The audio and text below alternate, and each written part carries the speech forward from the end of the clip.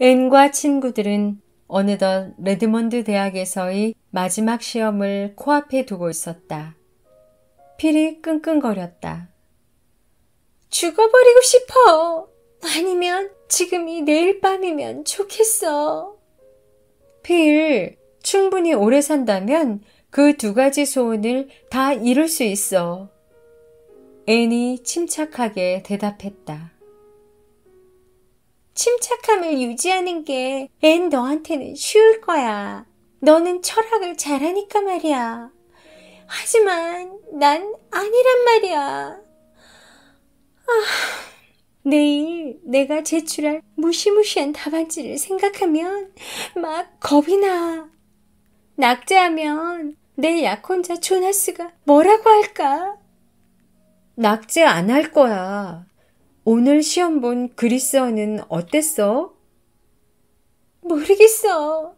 어쩌면 괜찮게 봤을 수도 있어. 아니면 무덤 속에 누워있는 고대 그리스 작가 호메로스가 깜짝 놀라서 돌아 누울 정도로 형편없는 답을 제출한 걸지도 몰라.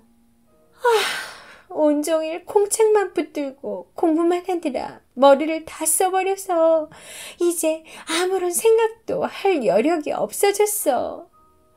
이 시험 집행이 끝나고 나면 이 가련한 필이 얼마나 좋아하겠니? 시험 집행이라고? 그런 단어는 처음 들어봐. 나도 다른 사람들처럼 새로운 단어를 만들어낼 권리가 있지 않겠니? 필이 주장했다. 단어는 만드는 게 아니야. 저절로 잘하는 거야. 앤이 말했다. 아무렴 어때? 이제 눈앞에 어렴풋이 보이는 것 같아. 시험이라는 거친 파도가 밀려오지 않는 잔잔하고 맑은 해변 말이야. 얘들아, 우리 레드먼드 대학 생활이 거의 끝났다는 게 믿어지니? 앤이 슬프게 말했다. 안 믿어져. 아는 사람이라곤 보이지 않는 신입생 무리에 나랑 프리실라가 덩그러니 남겨졌던 날이 바로 어제 같아.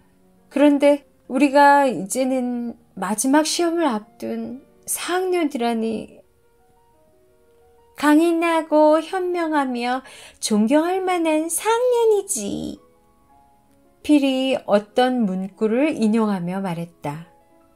너희들 생각엔 정말로 우리가 막 입학했을 때에 비해서 지금 더 현명해진 것 같니? 어떨 때는 별로 현명하지 않게 행동을 하긴 하지. 제임시너 아주머니가 엄숙하게 말했다.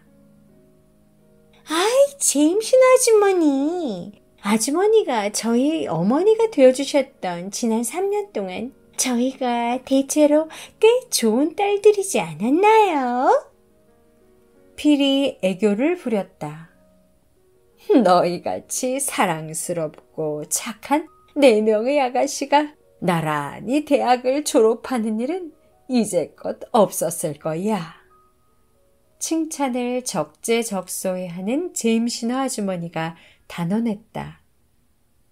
하지만 아직은 너희가 분별력이 많다고 볼 수는 없어. 물론 아직 분별력이 없는 게 당연한 거야. 경험이 분별을 가르치는 거니까. 분별력은 대학 수업에서 배우는 게 아니지. 너희는 4년 동안 대학에 다녔고 난 대학에 다닌 적은 없지만 아는 건 내가 더 많단다, 아가씨들. 스텔라가 책의 구절을 인용했다. 규칙대로 되지 않는 일들이 많이 있고 대학에서 배울 수 없는 지식이 아주 많으며 학교에서 배울 수 없는 것들이 산더미 같다. 너희들은 레드먼드 대학에서 고대 언어랑 기하학 같은 쓰잘데기 없는 것 말고 뭐라도 배웠니? 제임시너 아주머니가 물었다. 어머, 그럼요, 아주머니. 뭔가 배웠다고 생각해요.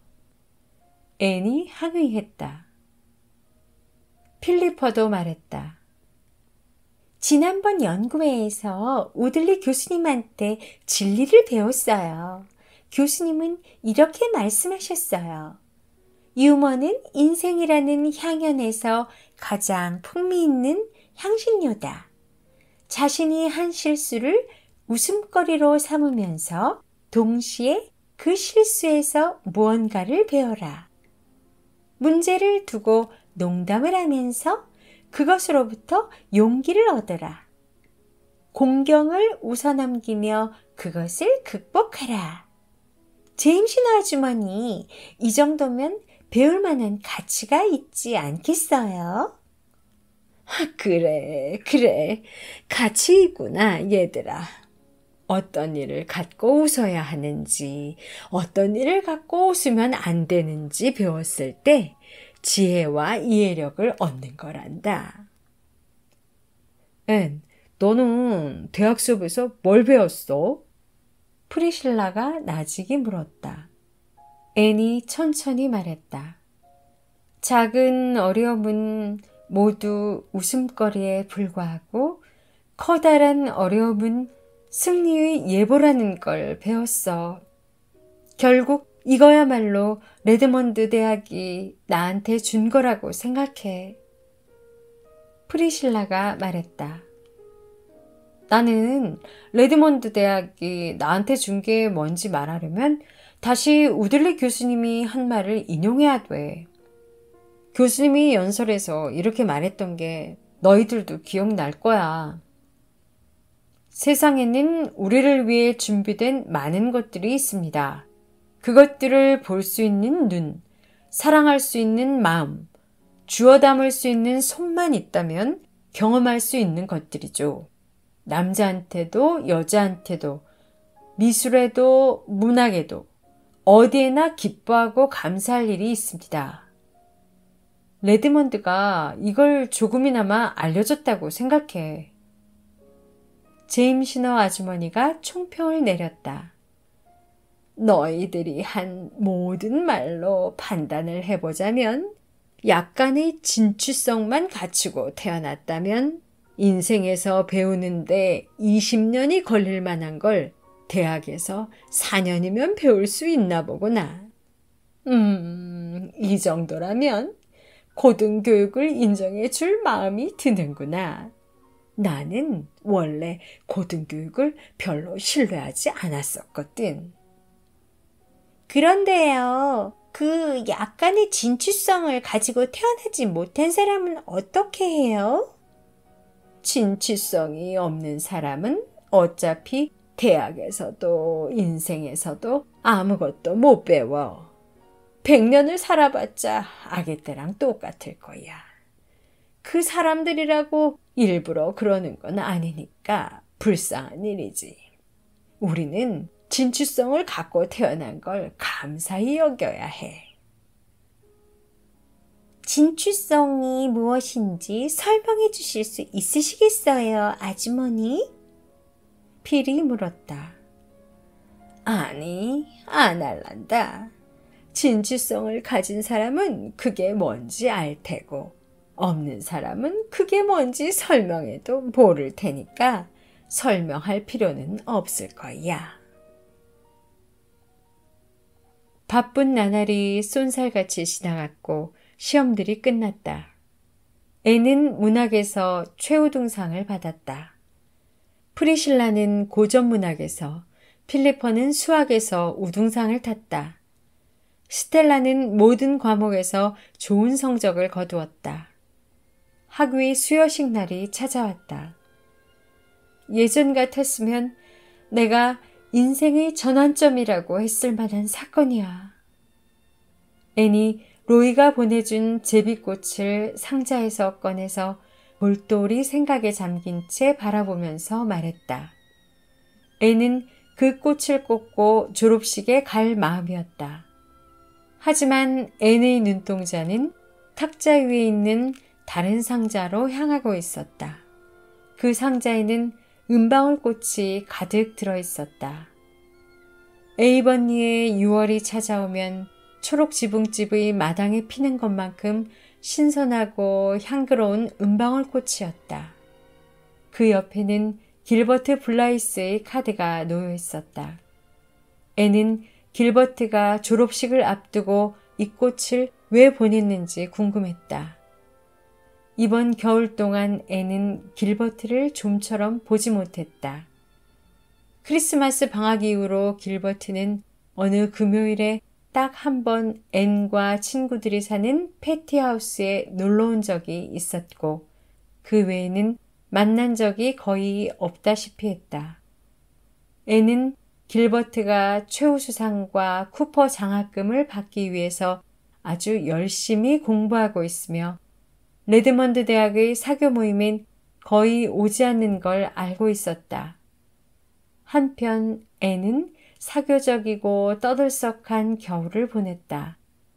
앤은 지금 교제하고 있는 남자인 로이 가드너의 가족들을 자주 만났고 로이의 여동생인 도로시와 아주 친해졌다. 대학 친구들은 앤과 로이가 곧 약혼 사실을 발표할 거라고 기대했다. 앤 자신도 약혼을 기대하고 있었다.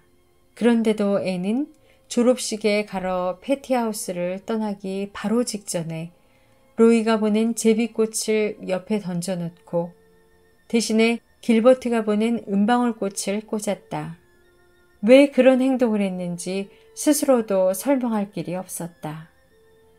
학사 학위를 받겠다는 아주 오래전부터 꿈꿔온 야망이 실현되는 이 순간, 그리운 에이번리에 얽힌 기억과 꿈과 우정이 왠지 더 잘 어울리는 것처럼 느껴졌기 때문이었다.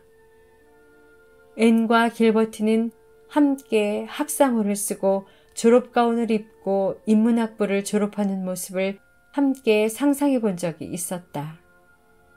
그 경사스러운 날이 드디어 찾아왔고 로이가 보낸 제비꽃은 낄 자리가 없었다.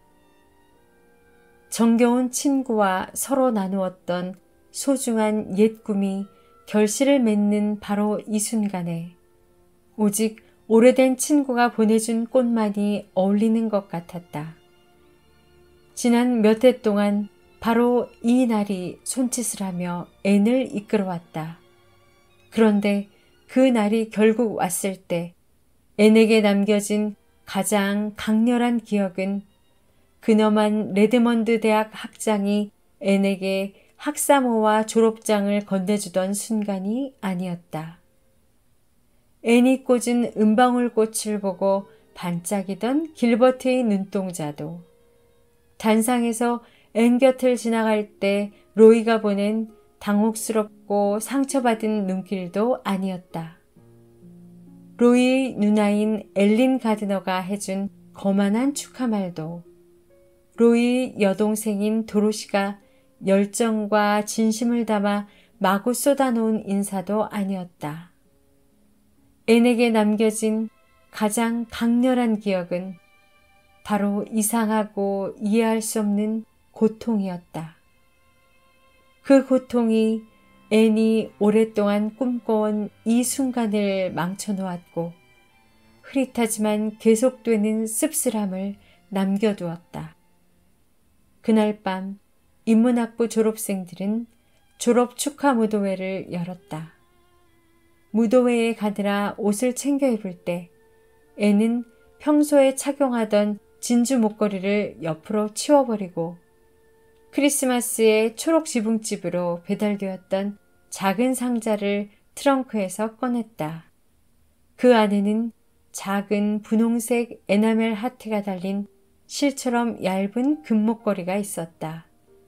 같이 들어있는 카드에는 이렇게 쓰여 있었다. 행복을 빌어. 너희 오랜 친구 길버트로부터. 에나멜 하트를 보자 어린 시절 일이 떠올라서 앤은 웃었다. 길버트가 앤을 홍당무라고 부른 후 분홍색 하트 모양 사탕을 주면서 소용없는 화해 요청을 했던 치명적인 날의 기억 말이다. 앤은 길버트에게 고맙다고 편지를 보냈다.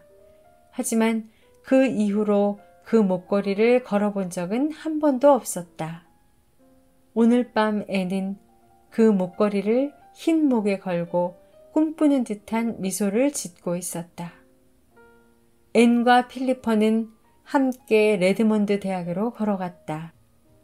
앤은 묵묵히 걸어갔지만 필리퍼는 여러 가지 일에 대해 조잘조잘거렸다.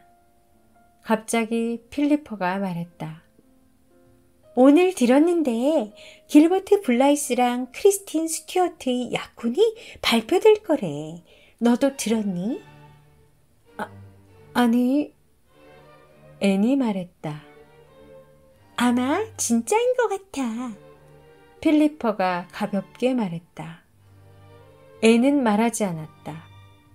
어둠 속에서 얼굴이 타오르는 게 느껴졌다. 앤은 옥기단으로 손을 넣어 목걸이를 잡았다. 한번 강하게 비틀자 금세 목걸이가 부서졌다. 앤은 부서진 목걸이를 주머니에 찔러 넣었다. 손이 떨리고 눈이 따끔거렸다. 하지만 앤은 그날 밤 들뜬 파티 참석자 중에 가장 활발한 사람이었다.